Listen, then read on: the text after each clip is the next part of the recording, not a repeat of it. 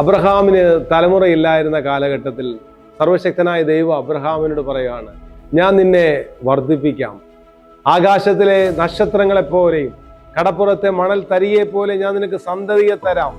അബ്രഹാമിന് ദൃശ്യമായി ദൈവം കാണിച്ചു കൊടുത്തിട്ട് പറയുകയാണ്, നിനക്ക് ഞാൻ തരാം ആകാശത്തെ നക്ഷത്രങ്ങളെപ്പോലെ, കടപ്പുറത്തെ മണൽ തരിയെ പോലെ.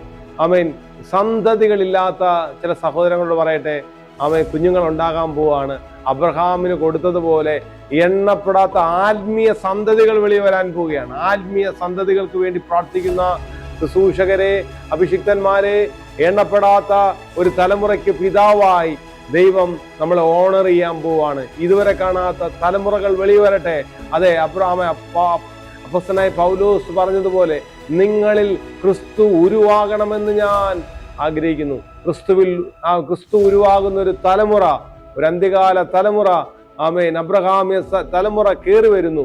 അതെ, അതിനെ നയിക്കുവാനും അതിനെ വളർത്തുവാനും പരിശുദ്ധാത്മാവ്, ആമേൻ, നമ്മളെ ഓണർ ചെയ്യാൻ പോവുകയാണ്. അതെ, നിങ്ങളുടെ മേൽ ഒരു തലമുറകളുടെ ഒരു അഭിഷേകം, ആമേ, ഒരു ആത്മാക്കളുടെ ഒരു അഭിഷേകം, ആമേ, എന്നെ കേൾക്കുന്ന ചിലരുടെ മേൽ, ശുശ്രൂഷകരുടെ മേൽ അങ്ങനെ ഒരു അനുഗ്രഹം വെളിപ്പെടാൻ പോവുകയാണ്.